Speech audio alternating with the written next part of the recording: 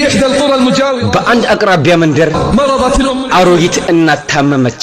فأخذها ابنها إلى المستشفى ልጇን ወሰዳትና ሆስፒታል ውስጥ ትቷት وانتقل إلى العمل ለስራ ወደ ሌላ ከተማ ተዛወረ። وبعد مدة ከቆይታ በኋላ عاد إلى قرية ወደ መንደራቸው ተመለሰ። وحين سألوه عن أمه እናቱን በጠየቁት ጊዜ أجابهم أنها ሞታ ቀበርኳት ብሎ መለሰላቸው። وهي على قيد الحياة እሷ ግን በሕይወት እያለች وبعد مدة ከጥቂት ጊዜ በኋላ ذهب أحد سكان تلك የመንደሯ ሰው የሆነ ሄደ إلى مستشفى المدينة ወደ ከተማዋ ሆስፒታል لزيارة قريب ዘመዱን ለመጠየቅ። ودخل المستشفى ሆስፒታል ሲገባም فوجد أم ذلك የዚያን ሰው እናት አገኛት بنفس الغرفة التي የታመመችበት ክፍል ውስጥ። فسألها الرجل بتعب ሰውየው በመደነቅና በመገረም ጠየቃት። أنت أم فلان؟ አንቺ የእገሌ እናት ነሽ? قالت نعم. እሷም አለች አዎን። قال من أتى بك؟ ወደዚህ ማን አመጣሽ?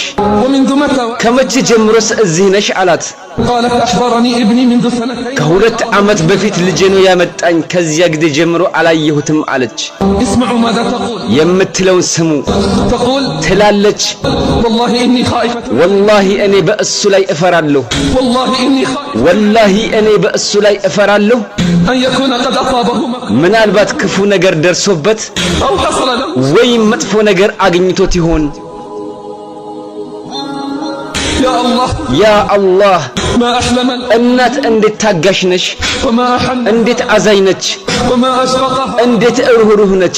رماها አላት ትቷት ሄደ፣ ረሳት። ولا تزال خائفة እሷ ግን አሁንም በእሱ ትፈራለች።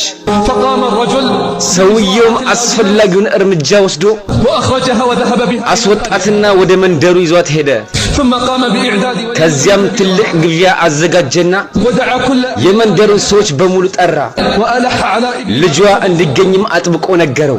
فلما اجتمع የመንደሩ ሰዎች ሲሰበሰቡ ومن بينهم ذلك ከነሱም መካከል ያ ልጅ ነበር። سأله الرجل أمام الناس ሰውየውም በሰዎች ፊት ስለ እናቱ ጠየቀው።